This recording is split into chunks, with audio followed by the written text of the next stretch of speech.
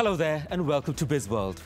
The potential of planting guarana in Malaysia has drawn investments worth 1.5 billion ringgit from the United Kingdom and Singapore.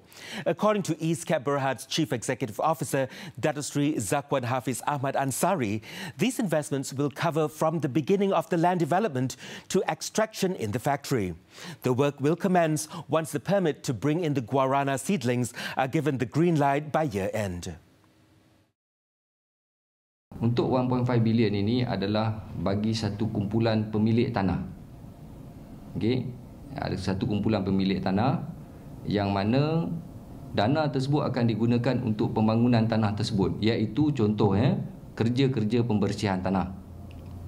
Okey, dia memerlukan kos yang tinggi untuk menerangkan tanah, memulihkan tanah. Itu salah satu. Yang kedua dia adalah untuk bagi pembelian biji benih guarana.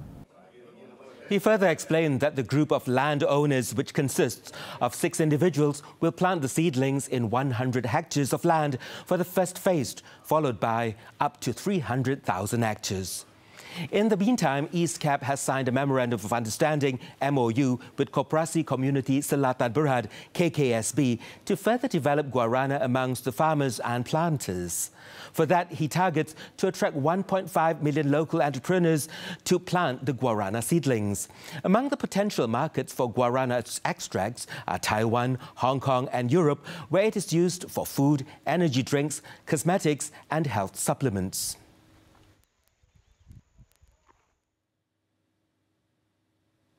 Property developer Country Garden Malaysia today unveiled the Lake City at KL North Master Plan, its first integrated transit-oriented development project in Kuala Lumpur.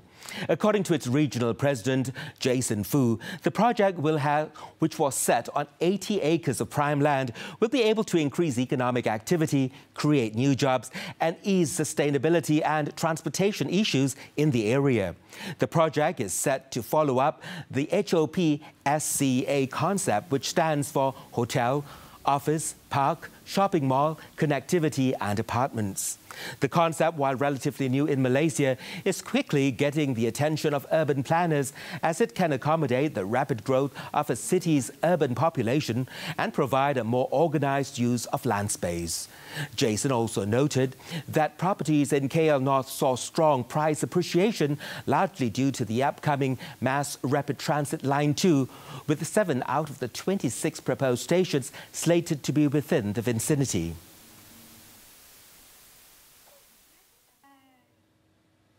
Public Bank Berhad's net profit eased to 1.33 billion ringgit in the second quarter ended June 30th, 2019, against 1.4 billion ringgit posted a year earlier, due to negative effects from the 0.25% overnight policy rate OPR reduction in May 2019.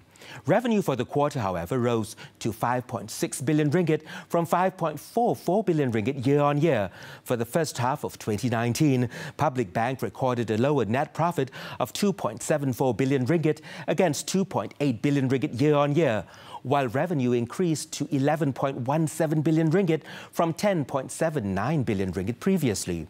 According to Chairman Emeritus Tan Sri Teh Hong Piao, the economic and banking environment is increasingly challenging. Domestic banks are also faced with a decline in net interest margins arising from the reduction of the OPR in May 2019, which affected the profit for the half year.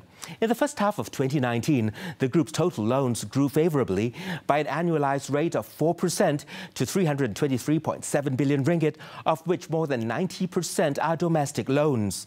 On the funding side, the group registered an annualized growth rate of 5.9% to 349.1 billion ringgit.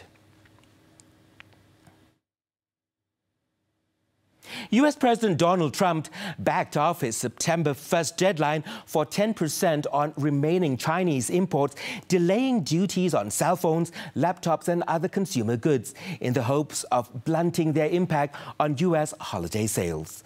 The delay, which affects about half of the $300 billion target list of Chinese goods, has sent stocks sharply higher and drew cautious relief from retailers and technology groups. We're doing this for Christmas season, just in case some of the tariffs would have an impact on U.S. customers, which so far they've had virtually none.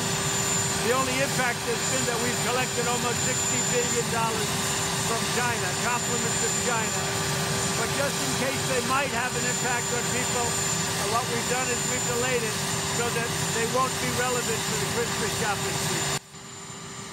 Trump's 10% tariffs will be effective December 15 for thousands of products, including clothing and footwear, possibly to reinforce the holiday selling season from the fallout of the protracted trade spat between the world's two largest economies. The U.S. Trade Representative's office announced the decision just minutes after China's Vice Premier Liu He spoke by phone with the U.S. trade officials. That's all for Bizworld this evening. I'm Brandon Wong. Thank you for investing your time with us.